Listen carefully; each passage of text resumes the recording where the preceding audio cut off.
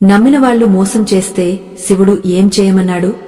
మీ బాధ శాశ్వతంగా తొలగిపోయే 3 అద్భుత రహస్యాలు.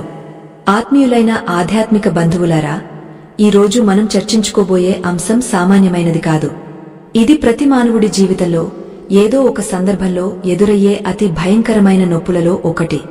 ఎవరినైతే మనం ప్రాణం కంటే మిన్నగా ప్రేమిస్తామో, ఎవరికోసమైతే మన సర్వస్వాన్ని ధారపోస్తామో, వారే మనకు వెన్నుపోటు పొడిచినప్పుడు మన మనస్సు అనుభవించే వేదన వర్ణనాతీతం. ఆ సమయంలో ప్రపంచం శూన్యంగా అనిపిస్తుంది. నమ్మకం మీద ఉన్న గౌరవం నశిస్తుంది. కాని ఇక్కడే మనం ఒక హెచ్చరికను గమనించాలి. ఈ వేదన మిమ్మల్ని కుంగదీయడానికి కాదు, మిమ్మల్ని ఒక ఉన్నతమైన సత్యం వైపు నడిపించడానికి ప్రకృతి వేసిన బాట. ఈ కథను వినడానికి ముందు ఒక ముఖ్యమైన సైకలాజికల్ వార్నింగ్. మీ మనస్సులో పేరుకుపోయిన పగ, ప్రతీకారం లేదా నిరాశను ఈ కథ పూర్తిగా తుడిచివేస్తుంది. అయితే ఆ మార్పును స్వీకరించడానికి సిద్ధంగా ఉన్నవారు మాత్రమే ఈ ప్రయాణాన్ని కొనసాగించాలి. ఎందుకంటే సత్యం ఎప్పుడూ చేదుగా ఉంటుంది, కాని అది ఇచ్చే ఉపశమనం అమృతం వంటిది. మన పురాణాలు కేవలం దేవతల గాథలు మాత్రమే కావు, అవి మన మానవ సంబంధాల చిక్కుముడులను విప్పే దివ్య ఔషధాలు. స్క్రిప్చరల్ వార్నింగ్ ఏమిటంటే, ఇక్కడ చెప్పబడే రహస్యాలు శివ మహాపురాణంలోని అంతరార్థాలను విశ్లేషిస్తూ చెప్పబడినవి. వీటిని కేవలం ఒక కథగా వినకుండా మీ జీవితానికి అనువర్తింపజేసుకుంటేనే మీ బాధ శాశ్వతంగా తొలగిపోతుంది. కైలాస పర్వతం మీద మంచు తెల్లగా మెరిసిపోతోంది. నిశ్శబ్దానికి ఆ నిలయం ఒక అద్భుతమైన శాంతిని వెదజల్లుతోంది. ఆ పవిత్ర శిఖరం మీద ఆది దంపతులైన పార్వతీ పరమేశ్వరులు కొలువుదీరి ఉన్నారు. జగన్మాత అయిన పార్వతీదేవి మనస్సు చలిస్తోంది. భూలోకంలో ఉన్న తన బిడ్డలు అంటే మానవులు అనుభవిస్తున్న ఆవేదనలు ఆమె దృష్టికి వస్తున్నాయి. ముఖ్యంగా ఒకరిని నమ్మి మోసపోయి కన్నీరు మున్నీరుగా విలపిస్తున్న వారి ఆర్తనాదాలు ఆమెను కదిలిస్తున్నాయి. ఆ తల్లి కరుణతో నిండిన హృదయంతో పక్కనే ధ్యాన ముద్రలో ఉన్న పరమేశ్వరుని వైపు చూసింది. ఆ దయామయుడు కళ్లు తెరిచినప్పుడు అమ్మవారు ఒక మౌలికమైన ప్రశ్నను అడిగారు. దేవా, లోకంలో మనిషికి మరణం కంటే మిన్నగా అనిపించే నొప్పి ఏది అని అడిగింది పార్వతి. దానికి ఆ భోళాశంకరుడు మందహాసం చేస్తూ, పార్వతి, మనిషి తన సొంతమనుకున్న వ్యక్తి నుండి ఎదురయ్యే ద్రోహం, మోసం అనేవే మరణం కంటే భయంకరమైన వేదనను మిగిలిస్తాయి అన్నారు. అప్పుడు పార్వతీదేవి, మరి అలాంటి పరిస్థితిలో ఉన్న నా బిడ్డలకు మీరు ఇచ్చే సందేశమేమిటి? ఆ నమ్మక ద్రోహం నుండి వారు ఎలా బయటపడాలి? అసలు నమ్మిన వాళ్లు ఎందుకు మోసం చేస్తారు అని ప్రశ్నించింది. ఆ సమయంలో శివుడు పార్వతీదేవికి వివరించిన 3 అద్భుత రహస్యాలు నేటి కాలంలో మనం పడుతున్న ప్రతి మానసిక వ్యధకు అసలైన పరిష్కారాలు. పరమశివుడు తన అమృతతుల్యమైన వాక్కులతో పార్వతీదేవికి ఇలా వివరించసాగాడు. పార్వతి, లోకంలో మోసం అనేది కేవలం ఒక వ్యక్తి ఇంకొక వ్యక్తికి చేసే అన్యాయం మాత్రమే కాదు. అది ఒక ఆత్మకు ఎదురయ్యే అతిపెద్ద పరీక్ష. మానవుడు తన జీవితకాలంలో ఎందరినో కలుస్తుంటాడు. ప్రతి ఒక్కరితోనూ ఒక అనుబంధాన్ని ఏర్పరుచుకుంటాడు. అయితే అనుబంధం వెనుక ఉన్న స్వార్థాన్ని లేదా నిజాన్ని గుర్తించడంలో విఫలమవుతాడు. ఒక వ్యక్తిని నమ్మడం అంటే మన హృదయాన్ని వారి చేతుల్లో పెట్టడం. వారు ఆ హృదయాన్ని జాగ్రత్తగా చూసుకుంటారని మనం ఆశిస్తాం. కాని ఆ ఆశే అన్ని దుఃఖాలకు మూలమవుతుంది. నమ్మినవాళ్లు ద్రోహం చేసినప్పుడు కలిగే బాధను భరించడం సామాన్య మానవుడికి సాధ్యం కాదు. ఎందుకంటే ఆ సమయంలో నమ్మకం మాత్రమే కాదు, ఆ వ్యక్తి మీద ఉన్న గౌరవం మరియు ప్రేమ కూడా ఒక్కసారిగా కుప్పకూలిపోతాయి. ఈ స్థితిలో మనిషి చేయవలసిన మొదటి పని ఏమిటో తెలుసా దేవి? ఆత్మవిశ్లేషణ. తనను తాను తక్కువ చేసుకోకుండా ఆ పరిస్థితిని ఒక సాక్షిగా చూడటం అలవాటు చేసుకోవాలి. శివుడు ఇలా చెబుతుంటే కైలాసంలోని వృక్షాలన్నీ నిశ్శబ్దంగా వింటున్నాయి. గంగా భవాని తన వేగాన్ని తగ్గించి ఆ దివ్యవాక్కులను ఆలకిస్తోంది. పరమేశ్వరుడు కొనసాగస్తూ, పార్వతి, మొదటి రహస్యమేమిటంటే, నిన్ను మోసం చేసిన వ్యక్తి నీకు ఒక గొప్ప పాఠాన్ని నేర్పడానికి వచ్చిన గురువుగా భావించాలి. వినడానికి ఇది చాలా కష్టంగా అనిపించవచ్చు. ప్రాణం కంటే మిన్నగా చూసుకున్న వారే వెన్నుపోటు పొడిస్తే వారిని గురువుగా చూడటం ఎలా సాధ్యమని లోకం అడగవచ్చు. కాని వాస్తవానికి వారు నీలోని బలహీనతను నీకు పరిచయం చేశారు. నీవు ఎక్కడ అతిగా స్పందిస్తున్నావో, ఎక్కడ విచక్షణ కోల్పోయి నమ్ముతున్నావో వారు నీకు తెలియజెప్పారు. ఆ ద్రోహం జరగకపోతే నీవు నీ అంతరాత్మ వైపు ఎప్పటికీ చూడలేవు. దేవి, మానవుడు తన చుట్టూ ఉన్న మాయా ప్రపంచంలో మునిగిపోయి ఉంటాడు. ఒక వ్యక్తి తనను ప్రేమిస్తున్నాడని భావించినప్పుడు ఆ ప్రేమ వెనుక ఉన్న సత్యాన్ని గ్రహించడు. ద్రోహం జరిగినప్పుడు మాత్రమే ఆ మాయా తెర తొలగిపోతుంది. ఆ సమయంలో కలిగే నొప్పి నీ ఆత్మను శుద్ధి చేస్తుంది. ఆ నొప్పిని ఒక అగ్నిలా భావించాలి. బంగారం అగ్నిలో కాలినప్పుడే దానిలోని మలినాలు తొలగిపోయి మెరుస్తుంది. అలాగే మనిషి ద్రోహం అనే అగ్నిలో కాలినప్పుడే అతనిలోని అజ్ఞానం తొలగిపోయి జ్ఞానోదయం కలుగుతుంది. అందుకే మోసం చేసిన వారిపై పగ పెంచుకోవడం కంటే వారు నీకు కలిగించిన ఆ జ్ఞానోదయానికి కృతజ్ఞత కలిగి ఉండటం ఉత్తమం. పగ అనేది నిన్ను మరింత బంధిస్తుంది. కాని క్షమ మరియు అవగాహన నిన్ను ఆ బంధం నుండి విముక్తుడిని చేస్తాయి. శివుడు ఇంకా ఇలా అన్నాడు, పార్వతీ, రెండో రహస్యం కర్మ సిద్ధాంతంలో ఉంది. ఈ సృష్టిలో ఏదీ కారణం లేకుండా జరగదు. మనకు ఒకరు ద్రోహం చేశారంటే అది గతంలో మనం చేసిన ఏదో ఒక కర్మకు ప్రతిఫలం కావచ్చు, లేదా మన ఆత్మ పరిణితి చెందడానికి ప్రకృతి ఏర్పాటు చేసిన ఒక సన్నివేశం కావచ్చు. ఒక వ్యక్తి మనల్ని మోసం చేసినప్పుడు మనం ఆ వ్యక్తిని మాత్రమే నిందిస్తాం. కాని ఆ వ్యక్తి కేవలం ఒక నిమిత్తమాత్రుడు మాత్రమే. నీవు అనుభవించవలసిన కర్మను నీ వద్దకు తీసుకువచ్చిన ఒక వాహనం మాత్రమే అతను. ఈ సత్యాన్ని గ్రహించినప్పుడు మనిషికి ఎవరిమీద కోపం రాదు. తన కర్మను తాను అనుభవించి తీరాలన్న నిశ్చలత్వం అలవడుతుంది. ఆ నిశ్చలత్వమే మనస్సును ప్రశాంతంగా ఉంచుతుంది. ద్రోహం చేసిన వారు తమ కర్మను తాము మోస్తారు. దాని గురించి నీవు చింతించవలసిన అవసరం లేదు. దేవి, మూడవ రహస్యం అత్యంత ముఖ్యమైనది. అది నీమీద నీకు ఉండవలసిన నమ్మకం. లోకం నిన్ను మోసం చేసినప్పుడు నీవు ప్రపంచాన్ని నమ్మడం మానేస్తావు. కాని అంతకంటే ప్రమాదకరమైనది ఏమిటంటే నీవు నిన్ను నమ్మడం మానేయడం. నేను ఎంత మూర్ఖుడిని, అందరినీ నమ్మి మోసపోయాను అని నిన్ను నీవు నిందించుకుంటావు. ఇది నీ ఆత్మకు చేసే అతిపెద్ద అన్యాయం. నమ్మడం అనేది నీ గొప్పతనం, మోసం చేయడం అనేది వారి బలహీనత. నీలోని మంచితనాన్ని, నమ్మకాన్ని ఆ ద్రోహం కారణంగా చంపుకోకూడదు. సముద్రం తనలోకి ఎన్ని మురికి కాలవలు చేరినా తన స్వచ్ఛతను ఎలా కోల్పోదో, నీ మనస్సు కూడా ఎదుటివారి చెడు ప్రవర్తన వల్ల తన మంచితనాన్ని కోల్పోకూడదు. నీ నమ్మకాన్ని మనుషుల మీద కాకుండా ఆ పరమాత్మ మీద ఉంచు. పార్వతీదేవి ఆ మాటలు విని ఎంతో ప్రభావితమైంది. స్వామి, మరి సామాన్య మానవుడు ఆ బాధ నుండి తక్షణమే బయటపడాలంటే ఏం చేయాలి? ఆ మనోవేదన అతన్ని నిద్రపోనివ్వదు. ప్రతిక్షణం ఆ మోసం గుర్తుకు వచ్చి వేధిస్తుంది కదా అని అడిగింది. అప్పుడు పరమేశ్వరుడు మందహాసం చేస్తూ, పార్వతీ, దీనికి పరిష్కారం సమర్పణ భావం.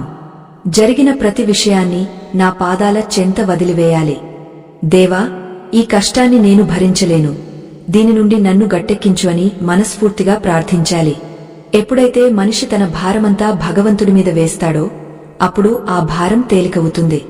ఆ సమయంలోనే అతనికి లోపలి నుండి ఒక తెలియని శక్తి లభిస్తుంది. ఆ శక్తే అతన్ని ఆ బాధ నుండి బయటకు తీసుకువస్తుంది. లోకంలో ద్రోహం అనేది ఒక విషం వంటిది. దాన్ని అలాగే మనస్సులో ఉంచుకుంటే అది నీ ప్రాణాలనే తీస్తుంది. కాని ఆ విషాన్ని నీవు కణ్కల్లో దాచుకుంటే, అంటే దాని ప్రభావం నీ ఆత్మ మీద పడకుండా చూసుకుంటే నీవు నీలకంకుడివి అవుతావు. అంటే కష్టాలను జీర్ణించుకుని లోకానికి మేలు చేసే శక్తి నీకు లభిస్తుంది. ఒక వ్యక్తి నిన్ను మోసం చేశాడంటే ఆ వ్యక్తికి నీ జీవితంలో ఉండే అర్హత ముగిసిందని అర్థం. ప్రకృతి నిన్ను ఆ వ్యక్తి నుండి దూరం చేస్తోంది. దాన్ని ఒక అవకాశంగా భావించి కొత్త జీవితాన్ని ప్రారంభించాలి.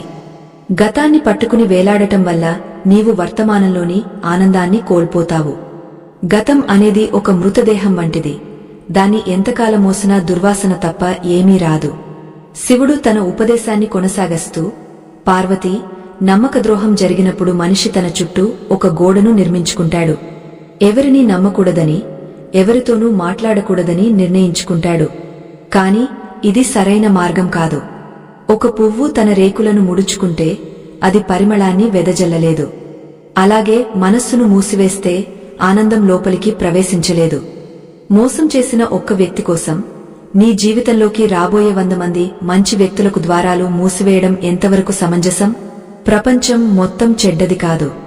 కొందరు మనుషులు మాత్రమే మాయలో పడి తప్పు చేస్తారు. ఆ తప్పుకు ప్రపంచాన్ని శిక్షించడం తగదు. నీవు నీ ప్రేమని, కరుణని పంచడం ఆపవద్దు. ఆ ప్రవాహమే నీ గాయాలను మాన్పుతుంది. పరమేశ్వరుడు తన ప్రసంగాన్ని కొనసాగస్తూ ఇలా అన్నాడు. పార్వతీ, లోకంలో మనిషి మరొకరిని తనవాడు అని అనుకోవడమే అన్ని అనర్థాలకు మూలకారణం. ఈ జగత్తులో ఏదీ శాశ్వతం కాదు. ఏ బంధమూ నిరంతరము నిలిచి ఉండదు. కాని మానవుడు మోహానికి లోనే ఎదుటి వ్యక్తి తన మాటకు కట్టుబడి ఉంటాడని, తనను ఎప్పటికి వదిలి వెళ్లడని భ్రమపడతాడు. ఈ మమకారం అనేది ఒక మాయావలయం. ఎప్పుడైతే ఒక వ్యక్తి నీ నమ్మకాన్ని వమ్ము చేస్తాడో అప్పుడు ఆ మాయావలయం ఒక్కసారిగా చిన్నాభిన్నం అవుతుంది. ఆ సమయంలో కలిగే శూన్యాన్ని భరించడం మనిషికి అసాధ్యంగా తోస్తుంది. కాని ఆ శూన్యమే అసలైన సత్యాన్ని దర్శించడానికి ఒక ద్వారం అని మనిషి గుర్తించలేడు. దేవి, ఆకాశంలో మేఘాలు వస్తుంటాయి, పోతుంటాయి. కాని ఆకాశం వాటి వల్ల ప్రభావితం కాదు. అలాగే మనుషులు నీ జీవితంలోకి వస్తుంటారు. కొందరు నీకు ఎంతో దగ్గరవుతారు, మరికొందరు నిన్ను విడిచి వెళ్లిపోతారు. నీవు ఆకాశం వంటి దానివని గుర్తుంచుకోవాలి. నీ హృదయం ఒక మహా సముద్రం వంటిది. అందులో ఎన్నో అలలు ఎగసి పడుతుంటాయి. ఒక అలై వచ్చి నీ తీరాన్ని తాకినప్పుడు నీవు పొంగపోతావు. అదే అల వెనక్కి వెళ్లిపోయినప్పుడు నీవు కృశించిపోతావు. ఇది కేవలం నీ మనస్సు చేసే వింత పోకడ మాత్రమే. నిన్ను మోసం చేసిన వారు నీ నుండి ఏదో తీసుకువెళ్లారని నీవు అనుకుంటావు. కాని వాస్తవానికి వారు నీలోని భ్రమను మాత్రమే తీసుకువెళ్లారు. వారు నీకు మిగిల్చిన ఆ ఒంటరితనం నీవు వెతుక్కోవడానికి దైవమిచ్చిన ఒక గొప్ప అవకాశం. ఓ పార్వతీ, నమ్మినవాళ్లు ద్రోహం చేసినప్పుడు ఆ బాధను భరించడం ఎలాగో నేను నీకు ఒక ఉదాహరణతో వివరిస్తాను. ఒక చెట్టును చూడు. ఆ చెట్టు ఎందరికో నీడను ఇస్తుంది, పక్షులకు ఆశ్రయాన్ని ఇస్తుంది, బాటసారులకు ఫలాలను అందిస్తుంది. కాని ఏదో ఒకరోజు ఒక కోరడముతో ఉన్న మనిషి వచ్చి ఆ చెట్టు కొమ్మలను నరికివేయవచ్చు. అప్పుడు ఆ చెట్టు ఏడుస్తుందా? లేదా ఆ మనిషిపై ప్రతీకారం తీర్చుకోవాలని ఆలోచిస్తుందా? లేదు. ఆ చెట్టు తన సహజ గుణాన్ని వదలదు. అది మళ్లీ చిగురిస్తుంది. అది తన గాయాన్ని తానే మాన్పుకుంటుంది. మనిషి కూడా ఆ చెట్టు వలె సహనశీలి కావాలి. ఎదుటివారి క్రూరత్వం నీలోని సహజ సిద్ధమైన మంచితనాన్ని చంపకూడదు. నీవు మళ్లీ చిగురించాలి, మళ్లీ పూయాలి, మళ్లీ లోకానికి నీ పరిమళాన్ని పంచాలి. అదే అసలైన ధర్మం. శివుడు ఇలా చెబుతుంటే పార్వతీదేవి కళ్లలో నీళ్లు తిరిగాయి. స్వామి, చెట్టుకు మనస్సు ఉండదు కాబట్టి అది భరిస్తుంది. కాని మనిషికి భావోద్వేగాలుంటాయి కదా. ఆ బాధ కలిగినప్పుడు మనిషి రక్త కన్నీరు పెడతాడు. ఆ సమయంలో అతనికి ఈ వేదాంతం ఎలా అర్థమవుతుంది అని అడిగింది. అప్పుడు ఆ త్రినేత్రుడు గంభీరంగా ఇలా అన్నాడు. పార్వతీ, అందుకే నేను సాధన గురించి చెబుతున్నాను. మనిషి తన మనస్సును నియంత్రించుకోవడం నేర్చుకోవాలి. మనస్సు అనేది ఒక మదపు ఏనుగు వంటిది. దాన్ని జ్ఞానం అనే అంకుశంతో అదుపు చేయాలి. నీవు ఎవరినైతే ఎక్కువగా నమ్ముతావో వారిమీదే నీకు ఎక్కువ అంచనాలుంటాయి. అంచనాలు ఉన్నచోట నిరాశ తప్పదు. నిరాశ ఉన్నచోట వేదన తప్పదు. దేవి, లోకంలో ప్రతి ఒక్కరూ తమ తమ స్వార్థం కోసం బతుకుతుంటారు. ఇది చేదు నిజం. వారు నిన్ను ప్రేమిస్తున్నారంటే ఆ ప్రేమ వెనుక వారికి ఏదో ఒక అవసరం ఉండవచ్చు. ఆ అవసరం తీరిపోయిన తర్వాత లేదా అంతకంటే మెరుగైన అవకాశం వచ్చినప్పుడు వారు నిన్ను వదిలేయవచ్చు. దీన్ని మోసం అని అనడం కంటే వారి అజ్ఞానమని అనడం సమంజసం. వారు తమ స్వార్థం కోసం ఒక గొప్ప ఆత్మను కోల్పోతున్నారు. అంటే నష్టం వారిదే కాని నీది కాదు. నీవు ఎప్పుడూ ఒక విషయాన్ని గుర్తుంచుకోవాలి. నీవు ఈ భూమి మీదకు ఒంటరిగా వచ్చావు, ఒంటరిగానే వెళ్లిపోతావు. మధ్యలో వచ్చే ఈ బంధాలన్నీ కేవలం ప్రయాణంలో తారసపడే తోటి ప్రయాణికులు మాత్రమే. ఒక ప్రయాణికుడు మధ్యలోనే దిగిపోయాడని నీవు నీ ప్రయాణాన్ని ఆపేస్తావా? లేదు కదా. నీ గమ్యం వైపు నీవు సాగపోవాలి. పార్వతీ, మోసం చేసిన వ్యక్తిని శిక్షించాలనే ఆలోచన మనిషిని నరకంలోకి నెడుతుంది. ప్రతీకారం తీర్చుకోవడం వల్ల నీవు కూడా ఆ వ్యక్తి స్థాయికి దిగజారిపోతావు. ఆ వ్యక్తి చేసిన తప్పుకు కాలమే సమాధానం చెబుతుంది. కర్మ సిద్ధాంతం ప్రకారం ఒకరికి ద్రోహం చేసిన వారు 10 రెట్లు ఎక్కువగా అనుభవించక తప్పదు. అది ఈ జన్మలో కావచ్చు లేదా మరుసటి జన్మలో కావచ్చు. కాని నీవు మాత్రం ఆ విషవలయంలో చిక్కుకోకూడదు. నీవు చేయవలసిన పని ఒక్కటే, నీ హృదయాన్ని శుద్ధి చేసుకోవడం. నీ మనస్సులో ఉన్న ఆ బాధను నా మంత్రంతో కడిగివేయి. ఓం నమఃశివాయ అనే మంత్రం కేవలం ఒక శబ్దం కాదు, అది ఒక దివ్య ఔషధం. అది నీ మనస్సులోని గాయాలను మాన్పుతుంది, నీకు అపారమైన మానసిక స్థైర్యాన్ని ఇస్తుంది. మరొక రహస్యం ఏమిటంటే పార్వతి, ద్రోహం జరిగినప్పుడు మనిషి తన శక్తిని కోల్పోతాడు. ఆ శక్తిని తిరిగి పొందాలంటే మౌనం పాటించాలి. మాటల ద్వారా నీ బాధను ఇతరులకు చెప్పడం వల్ల నీ శక్తి వృధా అవుతుంది. అంతేకాకుండా నీ బాధను చూసి కొందరు జాలిపడవచ్చు, మరికొందరు లోలోపల నవ్వుకోవచ్చు. అందుకే నీ బాధను కేవలం నా ముందు మాత్రమే చెప్పుకో. నేను నీ బాధను స్వీకరిస్తాను. నేను నీకు తోడుగా ఉంటాను. ఎప్పుడైతే నీవు నన్ను నీ ఆత్మీయుడిగా భావిస్తావో అప్పుడు నీకు లోకంలోని మోసాలు చాలా చిన్నవిగా అనిపిస్తాయి. నీవు ఆత్మజ్ఞానాన్ని పొందినప్పుడు నిన్ను ఎవరు మోసం చేయలేరు. ఎందుకంటే నీవు దేనిని ఆశించవు. ఆశ లేని చోట మోసానికి తావులేదు. దేవి, మానవుడు తనను తాను ఒక శరీరంగా భావిస్తాడు. అందుకే అతనికి శారీరక, మానసిక నొప్పులు కలుగుతాయి. కాని తాను ఒక ఆత్మనని గ్రహించినప్పుడు ఆత్మకు చావు లేదు, నొప్పి లేదు, మోసం లేదు. ఆత్మ ఎప్పుడూ స్వచ్ఛమైనదే. మనిషి తన లోపల ఉన్న ఆ దివ్య జ్యోతిని దర్శించాలి. అప్పుడు చుట్టూ ఉన్న చీకటి అతన్ని ఏమీ చేయలేదు. మోసం అనేది ఒక చీకటి వంటిది, జ్ఞానం అనేది వెలుగు వంటిది. వెలుగు రాగానే చీకటి మటుమాయం అవుతుంది. అలాగే జ్ఞానం కలగగానే ద్రోహం వల్ల కలిగిన బాధ మాయమవుతుంది. మనిషి తనను తాను ప్రేమించుకోవడం నేర్చుకోవాలి. ఇతరుల గుర్తింపు కోసం, ఇతరుల ప్రేమ కోసం ప్రాకులాడటం మానేయాలి. నీవు నీకు తోడుగా ఉంటే ప్రపంచం మొత్తం నీకు వ్యతిరేకమైనా నీవు చలించవు. శివుడు తన శాంత గంభీర స్వరంతో ఇంకా ఇలా చెప్పసాగాడు. పార్వతీ, మానవుడు ఒక వింతైన మాయలో బతుకుతుంటాడు. తన చుట్టూ ఉన్న సంపద, అధికారం, మనుషులు అన్నీ తనవే అని, అవి తనతోనే ఎల్లకాలముంటాయని బలంగా నమ్ముతాడు. ఈ నాది అనే అహంకారమే ద్రోహం జరిగినప్పుడు అతన్ని కుంగదీస్తుంది. నిజానికి ఈ ప్రపంచంలో నీది అని చెప్పుకోవడానికి ఏదీ లేదు. నీవు ధరించిన ఈ శరీరం కూడా నీది కాదు. అది పంచభూతాల నుండి అప్పుగా తీసుకోబడింది. సమయం వచ్చినప్పుడు దాన్ని కూడా ప్రకృతికి తిరిగి ఇచ్చేయాలి. అలాంటప్పుడు ఒక వ్యక్తి నీకు చేసిన అన్యాయం వల్ల నీవు కోల్పోయేది ఏముంటుంది? కేవలం నీ అపోహలు మాత్రమే కదా అని పరమేశ్వరుడు ప్రశ్నించారు. కైలాస పర్వతమీద వీస్తున్న చల్లని గాలి ఆ దేవుడి మాటలకు తల ఊపుతున్నట్లుగా ఉంది. శివుడు తన త్రినేత్రాన్ని కొద్దిగా తెరిచి దూరంగా కనిపిస్తున్న గంగా ప్రవాహాన్ని చూపిస్తూ ఇలా అన్నాడు. పార్వతీ, ఈ గంగను చూడు. అది నిరంతరం ప్రవహిస్తూనే ఉంటుంది. దాని మార్గంలో ఎన్నో అడ్డంకులు ఎదురవుతాయి. కొందరు అందులో పుణ్యస్నానాలు ఆచరిస్తారు, మరికొందరు మలినాలను విడిచిపెడతారు. కాని గంగ ఎవరినీ ఏమీ అనదు, ఎవరిపైనా పగ పెంచుకోదు. అది తన గమ్యాన్ని చేరుకోవడానికి మాత్రమే ప్రయత్నిస్తుంది. మనిషి జీవితం కూడా ఆ గంగ వలె సాగిపోవాలి. నిన్ను మోసం చేసిన వారు నీ ప్రవాహంలో ఒక రాయి వంటివారు. వారు నీ గమనాన్ని కొద్దిసేపు ఆపవచ్చు కాని నీ ప్రవాహాన్ని పూర్తిగా అడ్డుకోలేరు. నీవు ఆ రాయిని దాటుకుని ముందుకు సాగపోవాలి. నమ్మిన వాళ్లు మోసం చేసినప్పుడు కలిగే ఆవేదనను తగ్గించుకోవడానికి మరొక మార్గముంది దేవి. ఆ వ్యక్తితో నీకు ఉన్న రుణానుబంధం ముగిసిందని గ్రహించాలి. ఈ ప్రపంచంలో ఏ బంధమైనా రుణం ఉన్నంత వరకే ఉంటుంది. ఒక వ్యక్తి నీ జీవితంలోకి వచ్చి నిన్ను సుఖపెట్టినా లేదా నీకు ద్రోహం చేసి నిన్ను దున్హకపెట్టినా అది నీవు అతనికి ఇవ్వవలసిన లేదా అతను నీ నుండి తీసుకోవలసిన కర్మ ఫలం మాత్రమే. ఆ లెక్క పూర్తయిన మరుక్షణమే ఆ బంధం తెగిపోతుంది.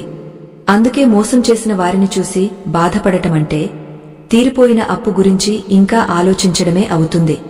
నీవు ఆ రుణం నుండి విముక్తి పొందావు అని సంతోషించాలి కాని ఆ బాధలో కూరుకుపోకూడదు. పార్వతీదేవి పరమశివుడి పాదాలను స్పృశిస్తూ ఇలా అడిగింది. ప్రాణనాథ, రక్తం పంచుకుని పుట్టినవారే, కంటికి రెప్పలా కాపాడుకున్నవారే ద్రోహం చేసినప్పుడు ఆ మనస్సు వికలమవుతుంది కదా. ఆ రక్త సంబంధాల వెనుక ఉన్న స్వార్థాన్ని ఎలా తట్టుకోవాలి అని అడిగింది. దానికి ఆ కైలాసవాసి గంభీరంగా ఇలా బదులిచ్చాడు. పార్వతీ, రక్త సంబంధాలు అనేవి కేవలం ఈ జన్మకు సంబంధించిన భౌతిక బంధాలు మాత్రమే. ఆత్మకు తల్లి లేదు, తండ్రి లేడు, సోదరుడు లేడు. ప్రతి ఆత్మ తన సొంత ప్రయాణాన్ని సాగిస్తోంది. ఒకే తల్లి గర్భంలో పుట్టినంత మాత్రాన అందరి మనస్తత్వాలు ఒకేలా ఉండవు. హిరణ్యకశిపుడికి ప్రహ్లాదుడు పుట్టలేదా? అది వారి వారి సంస్కారాల మీద ఆధారపడి ఉంటుంది. బంధువులు మోసం చేసినప్పుడు కలిగే నొప్పి చాలా తీవ్రంగా ఉంటుంది, అది నిజమే. కాని ఆ నొప్పి నీకు ఒక గొప్ప సత్యాన్ని బోధిస్తుంది. ఎవరూ ఎవరికీ శాశ్వతం కాదు అనే నిర్వేదం నీలో కలుగుతుంది. ఆ నిర్వేదమే నిన్ను ఆధ్యాత్మిక మార్గంలో నడిపిస్తుంది. లోకంలోని మోసాలను చూసి భయపడి పారిపోవడం వీరత్వం కాదు. ఆ మోసాల మధ్య ఉంటూనే తామరాకు మీద నీటిబొట్టులా జీవించడం అసలైన యోగం. ఎవరైతే తనను మోసం చేసిన వారిని కూడా కనికరంతో చూస్తారో వారే నాకు అత్యంత ప్రియమైన భక్తులు. ఎందుకంటే వారు అహంకారాన్ని జయించి ప్రేమను మాత్రమే ఆయుధంగా మలచుకున్నారు. దేవి, మానవుడు తనను తాను తక్కువ అంచనా వేసుకుంటాడు. ఒకరు నన్ను మోసం చేశారంటే నేను అసమర్థుడిని అని భావిస్తాడు. కాని వాస్తవానికి నిన్ను మోసం చేయడానికి వారు ఎన్నో కుతంత్రాలు పన్నవలసి వచ్చింది. అంటే నీవు వారికంటే శక్తివంతుడవు అని అర్థం. నీ మంచితనాన్ని వారు తమ బలహీనతగా వాడుకున్నారు. కాని మంచితనం ఎప్పుడూ బలహీనత కాదు, అది ఒక దివ్యమైన శక్తి. ఆ శక్తిని నీవు కోల్పోకూడదు. మోసపోయిన మనిషి తనను తాను నిందించుకోవడం మానేసి తనలోని మంచితనాన్ని ఇంకా పెంపొందించుకోవాలి. ఈ సృష్టిలో చెడు అనేది ఒక తాత్కాలికమైన మేఘం వంటిది, కాని మంచితనం అనేది నిత్యం ప్రకాశించే సూర్యుడి వంటిది. మరొక ముఖ్యమైన విషయమేమిటంటే పార్వతీ, ద్రోహం జరిగినప్పుడు మనస్సులో పుట్టే ఆ క్రోధాన్ని మనిషి అదుపు చేయాలి. క్రోధం అనేది ఒక అగ్ని వంటిది. అది ఎదుటివారిని దహించడమే కాకుండా నిన్ను కూడా దహించివేస్తుంది. నీవు ఎవరి మీదైతే కోపం పెంచుకుంటావో వారిని నీ మనస్సులో ప్రతిక్షణం మోస్తూనే ఉంటావు. అంటే వారు నీకు ద్రోహం చేసినా నీవు వారిని ఇంకా నీలోనే ఉంచుకుంటున్నావు. వారిని విడిచిపెట్టడం అంటే వారిని క్షమించడం. క్షమించడం అంటే వారు చేసిన తప్పును సమర్థించడం కాదు, వారి వల్ల కలిగిన బాధ నుండి నీవు విముక్తి పొందడం. ఎప్పుడైతే నీవు వారిని క్షమించి వదిలేస్తావో అప్పుడు నీ మనస్సు తేలికవుతుంది. శివుడు తన చేతిలోని డమరుకాన్ని మెల్లగా మ్రోగించాడు. ఆ శబ్దం విశ్వమంతా ప్రతిధ్వనించింది. పార్వతీ, నమ్మినవాళ్లు మోసం చేసినప్పుడు మనిషి చేయవలసిన 3 పనులను నేను మరొకసారి వివరిస్తాను. మొదటిది, ఆ పరిస్థితిని ఒక అనుభవంగా స్వీకరించడం. రెండోది, ఆ వ్యక్తితో ఉన్న రుణం తీరిపోయిందని భావించడం. మూడోది, నీలోని మంచితనాన్ని మరియు నాపై ఉన్న నమ్మకాన్ని మరింత దృఢం చేసుకోవడం. ఈ 3 మార్గాలను అనుసరించినవాడు ఈ ప్రపంచంలో ఎప్పుడూ దున్హకపడడు. అతనికి ద్రోహం అనేది ఒక శాపంలా కాకుండా ఒక ఆశీర్వాదంలా మారుతుంది. ఎందుకంటే అది అతన్ని పరమాత్మకు మరింత దగ్గర చేస్తుంది. పార్వతీ, ఈ సంసారమనే సాగరంలో అలలు ఎప్పుడూ ఉవ్వెత్తున ఎగసిపడుతుంటాయి. సుఖ దున్హకాలు, జయ అపజయాలు, నమ్మకాలు ద్రోహాలు అన్నీ ఆ అలల వంటివే. నీవు ఒక నిశ్చలమైన కొండ వలె ఉండాలి. అలై వచ్చి తాకినా నీవు నీ స్థానాన్ని వదలకూడదు. నీవు నీ ఆత్మలో స్థిరంగా ఉన్నప్పుడు బయట జరిగే మోసాలు నిన్ను తాకలేవు. మానవుడు తన దృష్టిని బయటి ప్రపంచం నుండి మరల్చి అంతర్ముఖుడు కావాలి. తన లోపల ఉన్న శివుని దర్శించాలి. అప్పుడు అతనికి తెలుస్తుంది తనను ఎవరు మోసం చేయలేరని, ఎందుకంటే తనే సర్వస్వమని. ఈ జ్ఞానమే మనిషికి అసలైన రక్షణ కవచం. పరమేశ్వరుడు తన దరహాసాన్ని చిందిస్తూ పార్వతీదేవి వైపు చూశారు. దేవి, ద్రోహం జరిగినప్పుడు కలిగే ఆవేదనను కేవలం మాటలతో వర్ణించడం సాధ్యం కాదు. అది గుండెను పిండివేసే ఒక భయంకరమైన అనుభవం. కాని ఈ ప్రపంచంలో ఏదీ శాశ్వతం కానప్పుడు అనుభవం మాత్రం ఎలా శాశ్వతం అవుతుంది? మానవుడు దేనినైతే తనది అని గట్టిగా పట్టుకుంటాడో ప్రకృతి దాన్ని బలవంతంగా లాగేసుకుంటుంది. ఆ లాగేసుకునే ప్రక్రియనే మనం మోసం అని పిలుస్తాం. వాస్తవానికి అది ఒక విముక్తి. నీవు దేనినైతే బంధం అనుకుంటున్నావో అది నీ ఆత్మ ఎదుగుదలకు అడ్డంకిగా మారినప్పుడు పరమాత్మ ఒక వ్యక్తి రూపంలో వచ్చి ఆ బంధాన్ని తెంచివేస్తాడు. మహాదేవుడు తన సుమధుర వాక్కులతో ఇంకా ఇలా వివరించారు. పార్వతీ, ఒక చిన్న ఉదాహరణ చెబుతాను విను. ఒక బాటసారి ఎడారిలో ప్రయాణిస్తూ దాహంతో అలమటిస్తున్నాడు. అతనికి దూరంగా ఒక నీటి సరస్సు కనిపించింది. ఆశగా అక్కడికి వెళ్లాడు. కాని తీరా అక్కడికి వెళ్ళాక అది ఎండమావి అని తెలిసింది. అప్పుడు అతను ఆ ఎండమావిని నిందిస్తాడా? లేదు, అది తన భ్రమ అని తెలుసుకుని ముందుకు సాగుతాడు. అలాగే లోకంలో మనుషులు కూడా ఎండమావుల వంటివారు. వారు నీకు సుఖాన్ని ఇస్తారని నీవు ఆశించడం నీ భ్రమ. ఆ భ్రమ తొలగినప్పుడు కలిగే నొప్పే నిన్ను సత్యం వైపు నడిపిస్తుంది. ఆ నొప్పిని భరించడం నేర్చుకోవాలి. పార్వతీదేవి పరమశివుని వైపు చూస్తూ, స్వామి, ఆ నొప్పిని భరించే శక్తి అందరికీ ఉండదు కదా? సామాన్యులు ఆ వేదనలో పడి తమ ప్రాణాలను కూడా తీసుకోవడానికి సిద్ధపడుతున్నారు. వారిని రక్షించే మార్గం లేదా అని అడిగింది. అప్పుడు శంకరుడు గంభీరంగా ఇలా అన్నారు, దేవి, మనస్సును జయించినవాడు జగత్తును జయిస్తాడు. మోసం జరిగినప్పుడు మనిషి తనను తాను నిందించుకోవడం మాని ఆ పరిస్థితిని ఒక సాక్షిగా చూడాలి. ఎదుటి వ్యక్తి చేసిన ద్రోహం అతని వ్యక్తిత్వానికి నిదర్శనం, నీ సంస్కారానికి కాదు. నీవు నీ ధర్మాన్ని పాటించావు, అతను తన స్వభావాన్ని ప్రదర్శించాడు. ఇందులో నీవు కుంగిపోవలసిన అవసరమేముంది? ఆత్మబంధువులారా, సనాతన ధర్మ ప్రచారం కోసం మరియు ఈ ఆధ్యాత్మిక విజ్ఞానాన్ని భావితరాలకు అందించడం కోసం మా బృందం ఎంతో శ్రమిస్తోంది. ఈ మహత్కార్యంలో మీ మద్దతు మాకు ఎంతో అవసరం. మా ఈ కృషి మీకు నచ్చితే మీ శక్తి మేరకు మాకు తోడుగా నిలబడండి. దీనికి సంబంధించిన స్కానర్ ఈ వీడియో చివరలో మీకు కనిపిస్తుంది, లేదా డిస్క్రిప్షన్లో ఉన్న వివరాల ద్వారా మీ మద్దతును అందించవచ్చు. మహేశ్వరుడు తన సంభాషణను కొనసాగిస్తూ, పార్వతీ, ఈ ద్రోహం వెనుక ఉన్న మూడవ రహస్యం మనిషికి తెలిస్తే అతను ఎప్పుడూ కన్నీరు పెట్టడు. అదేమిటంటే, నిన్ను మోసం చేసిన వ్యక్తి నీ జీవితం నుండి వెళ్లిపోవడం వల్ల నీకు ఒక గొప్ప అవకాశం లభించింది. నీవు ఇప్పుడు స్వతంత్రుడివి. ఎవరిమీదో ఆధారపడి బతికే స్థితి నుండి నీ కాళ్లమీద నీవు నిలబడే శక్తిని నీవు పొందుతున్నావు. ఆ వ్యక్తి నీతోనే ఉంటే నీవు ఎప్పటికీ వారి నీడలోనే బతికేవాడివి. కాని ఇప్పుడు నీవు నీ స్వంత ప్రకాశాన్ని వెతుక్కునే సమయం వచ్చింది. ఇది ఒక కొత్త జన్మ వంటిది. ఆ జన్మను సంతోషంగా స్వీకరించాలి. దేవి, లోకంలో ద్రోహానికి గురైన వారు తమను తాము దురదృష్టవంతులుగా భావిస్తారు. కాని నేను చెబుతున్నాను, వారే అత్యంత అదృష్టవంతులు. ఎందుకంటే వారికి ప్రపంచం యొక్క నిజస్వరూపం అర్థమైంది. మనుషుల ముసుగులు తొలగిపోయిన సత్యాన్ని వారు చూశారు. ఈ జ్ఞానం ఎందరో మహర్షులు వేల సంవత్సరాల తపస్సు చేసినా పొందనిదే. ఆ జ్ఞానాన్ని ఆ ద్రోహం నీకు ఒక్క క్షణంలో ప్రసాదించింది. అందుకే ద్రోహం చేసిన వ్యక్తి నీకు శత్రువు కాదు, నీ కళ్ళు తెరిపించిన పరమ గురువు. ఈ దృక్పథం అలవడినప్పుడు మనిషికి దున్హకం అనేది ఉండదు. అతను నిరంతరం ఆనందంలోనే ఉంటాడు. ఒక వ్యక్తి నిన్ను మోసం చేశాడంటే అతనిలో మంచితనం లేదని అర్థం. మరి అలాంటి మంచితనం లేని వ్యక్తి నీ జీవితంలో ఉండటం కంటే వెళ్లిపోవడం మేలే కదా? విరిగిన పడవలో ప్రయాణం చేయడం కంటే ఈత కొట్టుకుంటూ తీరం చేరడం సురక్షితం. ఆ ద్రోహి నీ జీవితం అనే పడవ నుండి దిగిపోయాడు అంటే నీ పడవ ఇప్పుడు తేలికేంది. ఇప్పుడు నీవు వేగంగా నీ గమ్యాన్ని చేరుకోవచ్చు. గతాన్ని తలచుకుంటూ కన్నీరు కార్చడం అంటే ప్రవహించే నీటిని ఆపడానికి ప్రయత్నించడమే. ప్రవాహం ఆగదు, నీ ప్రయత్నం వృధా అవుతుంది. కాబట్టి ప్రవాహంతో పాటు సాగపోవడమే వివేకమని శివుడు బోధించాడు. శివుడి మాటలకు కైలాసంలోని పక్షులు కూడా ఆనందంతో కిలకిలరావాలు చేశాయి. పార్వతీదేవి మనస్సులోని ఆందోళన మెల్లగా తొలగిపోతోంది. దేవా, మీ మాటలు వింటుంటే ఎంతో ఉపశమనంగా ఉంది. కాని మనిషికి పగ అనే వికారం కలుగుతుంది కదా? నన్ను మోసం చేసినవాడు బాగుండకూడదు అనే కోరిక కలుగుతుంది. ఆ కోరిక నుండి ఎలా బయటపడాలి అని అడిగింది. పరమేశ్వరుడు చిరునవ్వుతో, పార్వతీ, పగ అనేది నీలోనే ఒక విషాన్ని నింపుతుంది. అది ఎదుటివారికి హాని చేస్తుందో లేదో తెలియదు కాని నిన్ను మాత్రం ప్రతిక్షణం దహిస్తుంది. వారిని కాలానికి వదిలేయి.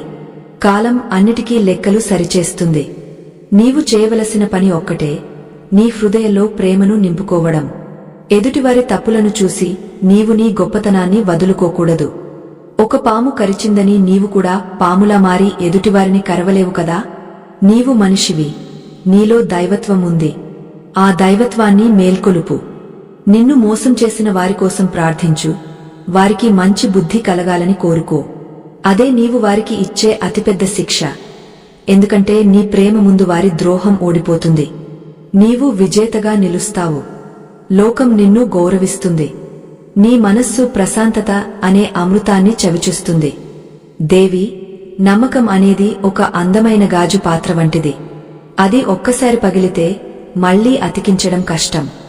కాని పగిలిన ముక్కలను పట్టుకుని కూర్చుంటే చేతులు తెగుతాయి తప్ప ప్రయోజనముండదు. ఆ ముక్కలను పారేసి కొత్త పాత్రను వెతుక్కోవాలి. లేదా పాత్రలే లేని నిరామయ స్థితికి చేరుకోవాలి. ద్రోహం అనేది మనిషిని వైరాగ్యం వైపు నడిపించాలి. ఆ వైరాగ్యమే అతనికి మోక్షాన్ని ప్రసాదిస్తుంది. బంధాల నుండి విముక్తే మోక్షం. ఆ విముక్తిని ప్రసాదించే ద్రోహులకు మనం రుణపడి ఉండాలి. వారు మనకు తెలియకుండానే మనల్ని దైవానికి దగ్గర చేస్తున్నారు. పరమశివుడు తన ప్రసంగాన్ని కొనసాగిస్తూ ఇలా అన్నాడు. పార్వతీ, ఒక వ్యక్తి నిన్ను మోసం చేసినప్పుడు నీవు కోల్పోయేది కేవలం ఒక భ్రమను మాత్రమే. మనిషి తన జీవితంలో ఎన్నో బంధాలను పెంచుకుంటాడు. ప్రతి బంధం ఒక కొత్త ఆశను పుట్టిస్తుంది. కాని ఆశ నెరవేరినప్పుడు కలిగే బాధను భరించడం కష్టమవుతుంది. లోకంలో ప్రతి ఒక్కరూ తమ తమ కర్మల ప్రకారం ప్రవర్తిస్తారు. ఒకడు నీకు ద్రోహం చేశాడంటే అది అతనిలోని అజ్ఞానానికి నిదర్శనం. అజ్ఞానంతో చేసే పనులు ఎప్పుడూ వినాశనానికే దారితీస్తాయి. ఆ వినాశనం నుండి నిన్ను నీవు కాపాడుకోవడమే అసలైన ధర్మం. మనిషి తన గౌరవాన్ని ఇతరుల చేతుల్లో పెట్టకూడదు. నీ విలువను మరొకరు నిర్ణయించే అధికారాన్ని వారికి ఇవ్వడం వల్లనే నీవు ఈ వేదనను అనుభవిస్తున్నావు. కైలాస పర్వతం మీద మంచు బిందువులు ఉదయపు సూర్యకాంతికి ముత్యాల్లా మెరుస్తున్నాయి.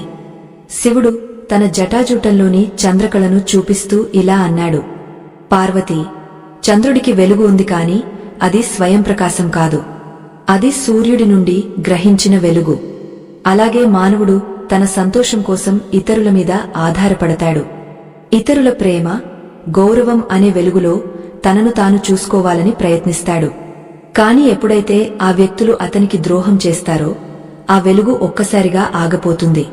అప్పుడు మనిషికి అంతా చీకటి తప్ప ఏమీ కనిపించదు. అందుకే మనిషి తనలోని ఆత్మజ్యోతిని వెలిగించుకోవాలి. ఆ జ్యోతి ఎవరిమీద ఆధారపడదు. అది నిరంతరం ప్రకాశిస్తూనే ఉంటుంది. ద్రోహం అనేది ఆ జ్యోతిని కప్పివేసే చిన్న మేఘం మాత్రమే అని గ్రహించాలి. దేవి, మోసపోయిన మనిషి తన మనస్సులో ఒక నిరంతర యుద్ధం చేస్తూ ఉంటాడు. ఎందుకు నాకు ఇలా జరిగింది? నేను చేసిన తప్పేమిటి? అని తనను తాను ప్రశ్నించుకుంటూ కృశించిపోతాడు. కాని పార్వతీ, ఈ ప్రశ్నలకు సమాధానం బయటలేదు. మనిషి తన గత జన్మల వాసనలను వెంట తెచ్చుకుంటాడు. కొన్ని బంధాలు కేవలం నీకు పాణ్యాలు నేర్పడానికే వస్తాయి. వారు నీ జీవితంలోకి వచ్చి నిన్ను నొప్పించి వెళ్లిపోతారు. ఆ నొప్పి నీలోని అహంకారాన్ని దహించివేస్తుంది. నీవు అజేయుడవు అని నీవు అనుకున్నప్పుడు ఒక సామాన్య వ్యక్తి నిన్ను మోసం చేయడం ద్వారా నీ పరిమితులను నీకు గుర్తు చేస్తాడు. ఇది నీ ఆత్మ పరిణతికి ఎంతో అవసరం. ఆ ద్రోహం జరగకపోతే నీవు ఎప్పటికీ అజ్ఞానంలోనే ఉండిపోయేవాడివి. ఓ గరినందిని, క్షమ అనేది బలహీనత కాదు, అది అత్యంత శక్తివంతమైన ఆయుధం. ఎవరైతే తనను మోసం చేసిన వారిని క్షమించి వదిలేస్తారో వారు తమ ఆత్మను పవిత్రం చేసుకుంటారు.